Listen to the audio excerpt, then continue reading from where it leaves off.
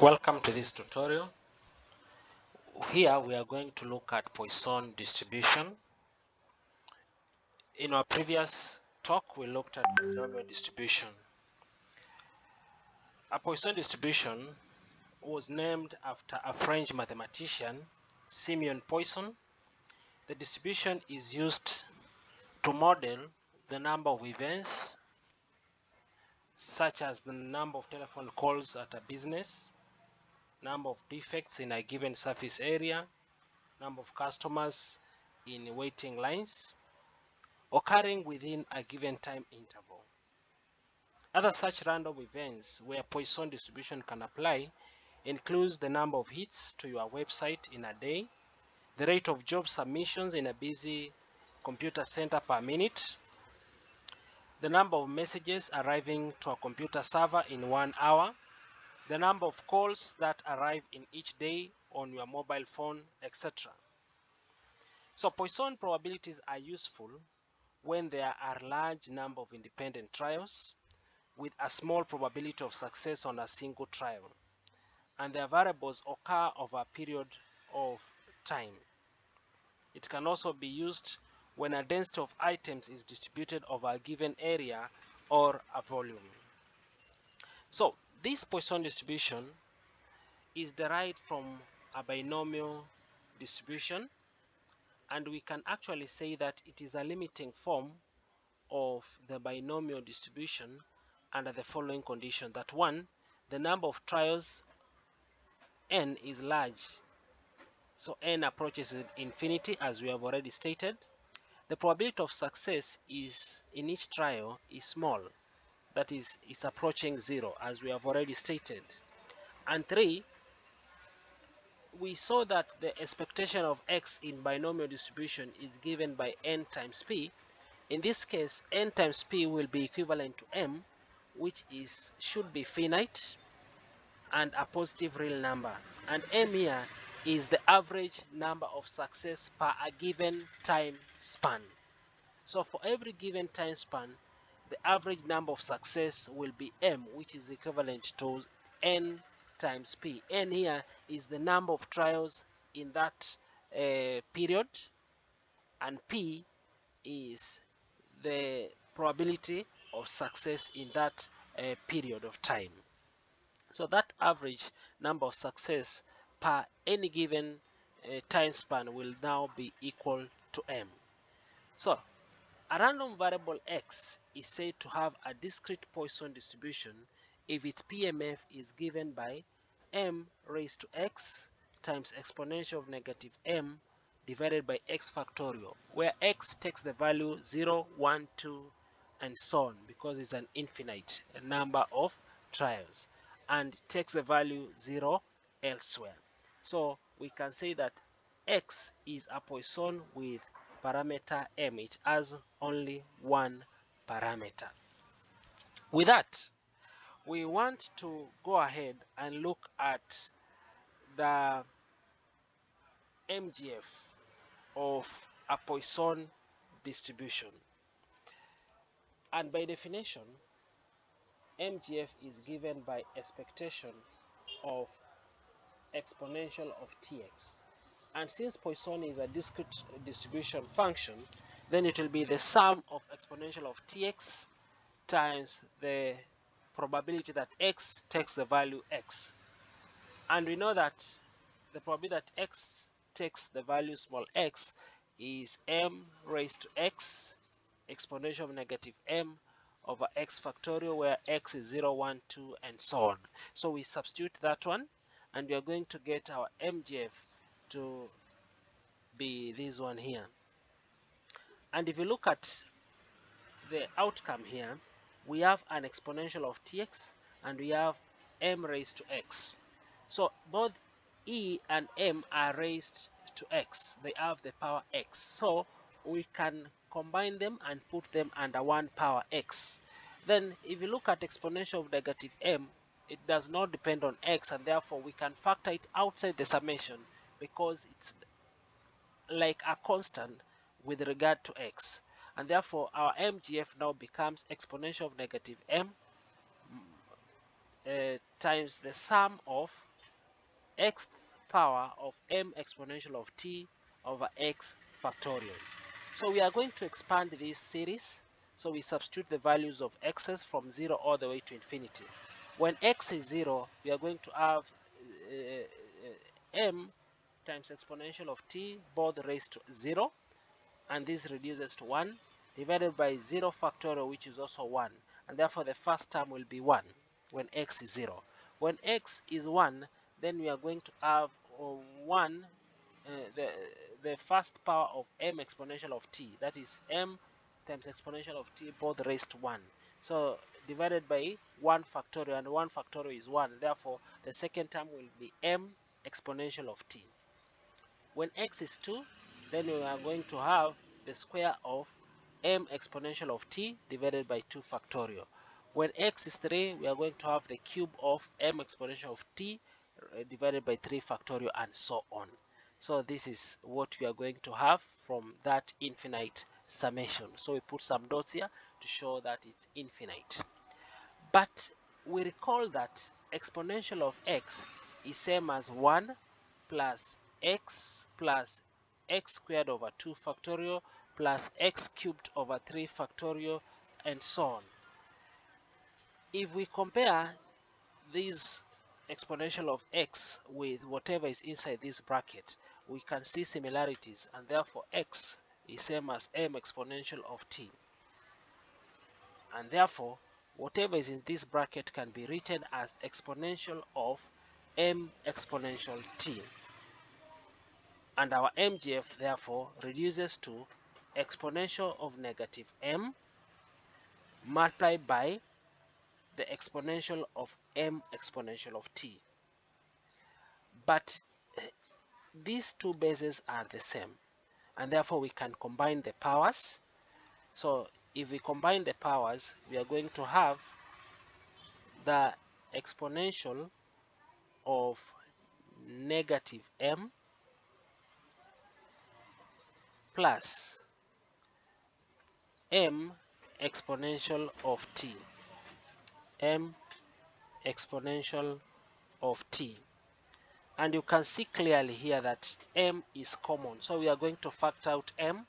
So if we factor out m in the first term here, we are going to remain with negative 1.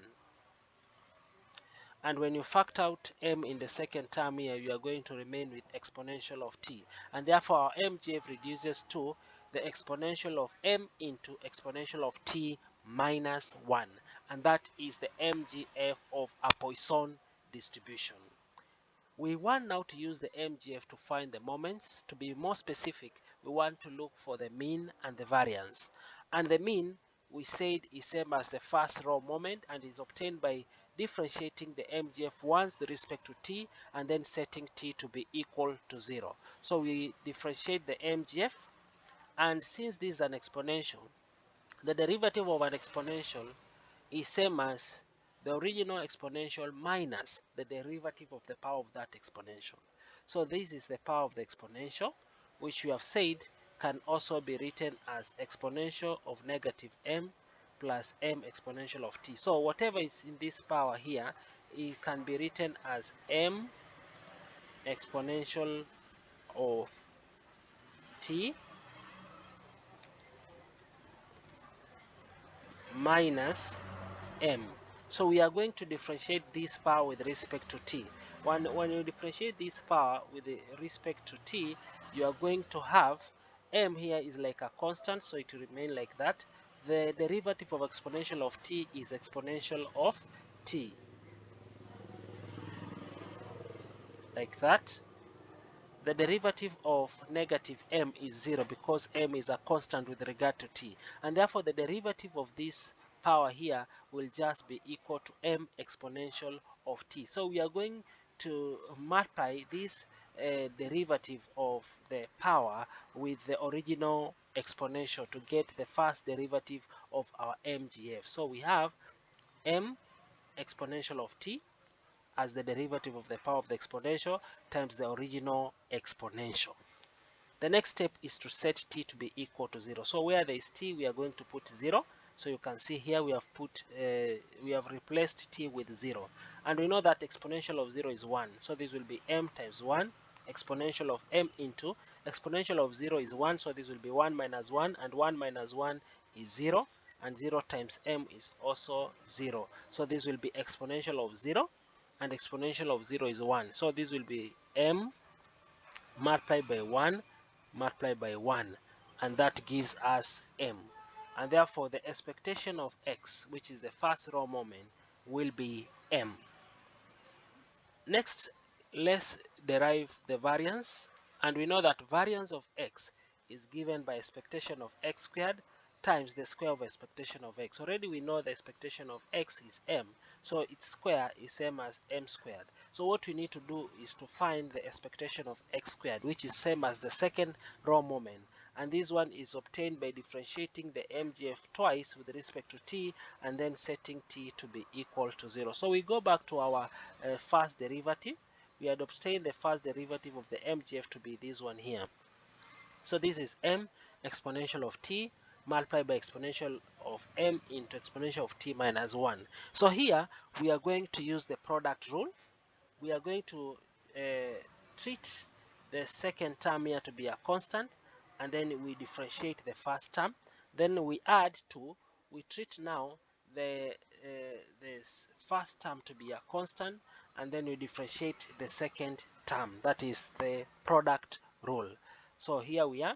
So if you treat this one to be a treat the second term here to be a constant, and you differentiate m exponential of t with respect to t, m exponential of t, when you differentiate it with respect to t, you'll just get m exponential of t, because m is a constant, and the derivative of exponential of t with respect to t is exponential of t. So the first part will be the same as m exponential of t times exponential of m into exponential of t minus 1. Now we are going to treat this the first part here to be a constant. We treat the first part to be a constant, and when you treat it to be a constant, we are going to write it there. Then next we are going to differentiate the second part. The second part is exponential of m into exponential of t minus 1, and we say the power here can be written as m exponential of t minus 1, and the derivative of this one here we have said is same as the original exponential times the derivative of the power, and we have already seen that derivative of m exponential of t minus m is m exponential of t. So we are going to take m exponential of t times the original exponential, which is exponential of m into exponential of t minus 1, and this is what we have.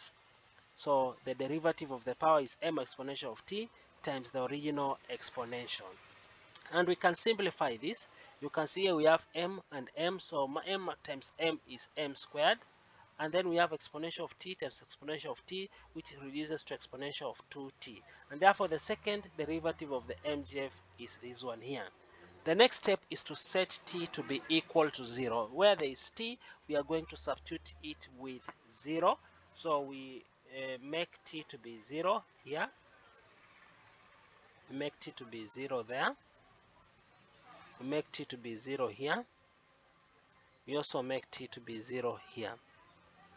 And we know that exponential of 0 will be 1. So the first term here will be m times 1 times 1, because this is m into 1 minus 1, which is 0. 0 times m is 0, and exponential of 0 is 1. So it's m times 1 times 1, which is just m. Then here we have m squared times exponential of 0 times exponential of 0, which is same as m squared times 1 times 1, which is m squared, and therefore the second row moment is same as m plus m squared. So we now substitute in the formula for variance of x, and we're going to have m plus m squared as the substitute for expectation of x squared minus m squared. And since m squared here is appearing one with a positive sign and another one with a negative sign, then these two will cancel out, and we are going to remain with m. and you can see the variance of x now becomes m, which is similar to the expectation of x, which we had earlier seen also to be equal to m. And therefore we can conclude that both the mean and the variance of a Poisson distribution are equal, and they are the same as m with respect to the distribution which we have defined earlier, this one here. So with respect to our distribution function, where it has one parameter m, then the mean and the variance are the same and they are equal to m. So we can make one major remark here, that the major difference between Poisson and binomial distribution is that Poisson does not have a fixed number of trials. Instead, it uses a fixed interval of time or space in which the number of successes is recorded. And from the derivations which you have made here, we can come up with properties of a Poisson distribution, and that one of the properties that the mean and the variance are the same. For this case, we are saying the mean and the variance are equal to m. Second, the sum of independent Poisson variables is a further Poisson variable with mean equal to the sum of individual means. So if we have independent Poisson's variables which are summed, then the combined will result to a Poisson distribution whose mean is equal to the sum of the individual means. And lastly, the Poisson distribution provides an approximation for the binomial distribution, because earlier we had seen that the Poisson distribution is a limited form of the binomial distribution, and therefore we can approximate the binomial using the Poisson distribution. With that, let's now consider an example. Number one, the number of calls per 10 minutes received at a telephone switchboard follows a Poisson distribution with mean 0.6. Find the probability that 1. No calls will be received in the first 10 minutes, and 2. More than 2 calls will be received in a period of 40 minutes. So here we are talking about intervals of 10, and in each of these intervals the mean is 0.6. So we need to first of all define our random variable x, and 2, we define our m. And remember, we stated here that m is the average number of successes per a given time span, and for a given time span m will be the same as n times p, where n is the number of trials in that interval and p is the probability of success in that interval of time. So our random variable x can be defined as the number of calls received per 10 minutes, and therefore m, which is the average number of calls per 10 minutes, will be given as n times p. So we need to identify n, we also need to identify p. And before that, let's write down the Poisson distribution. So the Poisson distribution, or the PMF of the Poisson for the random variable x, will be m raised to x multiplied by x exponential of negative m over x factorial, where x is 0, 1, 2, all the way to infinity. And we have said here m is same as n times p. The number of trials is the same as sorry, already the mean is given as 0.6, sorry for that, and therefore our m for this case will just be 0.6. It has already been calculated. So the probability that x is equals to x will be 0.6 raised to x times exponential of negative 0.6 over x factorial, where x is 0, 1, 2, and so on. So we go back to our problem. We are required to find, in the first part, that the probability that no calls will be received in the first 10 minutes. So here we are talking about x being equal to 0. So we'll be substituting in our PMF the value of x with 0. So you're going to have 0.6 raised to 0 times exponential of negative 0.6 over 0 factorial. This will be the same as probability that x is equals to 0. So using your calculator, you are going to get this to be 0.55. We go to the second part. You are told that more than 2 calls will be received in a period of 40 minutes. So here we have increased the interval from 10 to 40. So how many 40s are there? Sorry, how many 10s are there in 40? We have 4 of them. So here is as if we are summing 4 probabilities, and we say the mean will be equivalent to, because the result will be another Poisson, whose mean will be equivalent to the sum of the means of the individual Poissons. And therefore, in this case, our new value of m will be the same as 4 times 0.6, which is 2.4. And here, our new random variable, which you can call it x1, will be the number of calls received in a period of 40 minutes. So we define our random variable x1 to be the number of calls received per 40 minutes, and therefore the x1 follows a Poisson with parameter 2.4. So our m here is 2.4. We substitute in the PMF. We are going to have 2.4 raised to x1 times exponential of negative 2.4 over x1 factorial, where x is 0, 1, 2, and so on. So let's now go to our problem. We are required to find the probability that more than 2 calls will be received in a period of 40 minutes. So we are looking for that x1 is greater than 2. And probably that x1 is greater than 2 is same as 1 minus probably that x1 is less than or equal to 2, which is same as probably that x1 is 0 plus probably that x1 is 1 plus probably that x1 is 2. So we'll be substituting the values of x1 in our PMF, which we have already written here. So when x is 0, we are going to have 2.4 raised to 0 times exponential of negative 2.4 over 0 factorial. When x is 1, we are going to have 2.4 raised to 1 times exponential of negative 2.4 raised to divided by 1 factorial. When x1 is 2, we are going to have 2.4 raised to 2 times exponential of negative 2.4 over 2 factorial.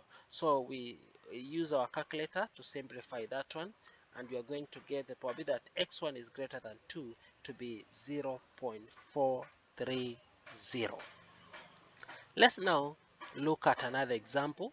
In this example, you are told that a certain hospital usually admits 50 patients per day.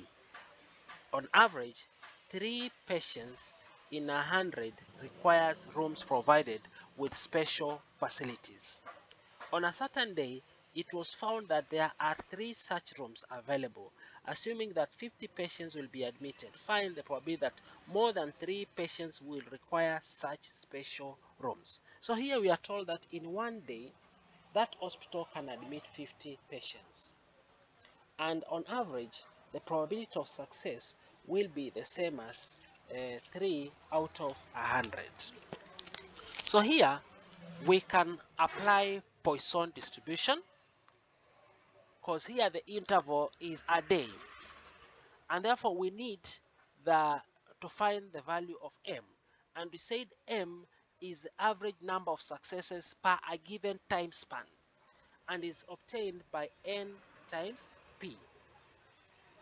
So we begin by first of all writing down our random variable. We define our random variable. Let random variable x be the number of patients that require rooms with special facilities. The probability of success is 3 out of 100, which is 0.003, and we say the number of admission in one day is same as 50, and therefore m will be the same as n times p, which is 0.03 times 50, which gives you 1.5, and therefore x follows a Poisson with parameter 1.5, which is given by 1.5 raised to x multiplied by exponential of negative 1.5 over x factorial. In short, we are substituting 1.5 in the PMF which we had earlier defined, this one here. So we go back to our problem. We are required to find the probability that the probability that more than 3 patients will require some special rooms. More than 3 patients will require some special rooms. So probability that x is greater than 3 will be the same as 1 minus probability that x is less than or equal to 3, and probability that x is less than or equal to 3 is same as probability that x is equals to 0 plus probability that x is equals to 1 plus probability that x is equals to 2 plus probability that x is equals to 3. So we'll be substituting the values of x in our PMF. So when x is 0, we are going to have 1.5 raised to 0 times exponential of negative 1.5 divided by 0 factorial, which is this one here. When x is 1, we are going to have 1.5 raised to 1 times exponential of negative 1.5 over 1 factorial, which is that one there. When x is 2, we have 1.5 raised to 2 times exponential of negative 1.5 divided by 2 factorial, which is this one here. And lastly, when x is 3, we have 1.5 raised to 3 times exponential of negative 1.5 over 3 factorial, which is this one here. So now the next step is to simplify, and you are going to make use of your calculator, and with that you are going to get the probability that x is greater than 3 to be 0.066. So below here I've given an exercise. At your own time, I want you to go through these questions and see how you can obtain their solutions. Thank you for your time.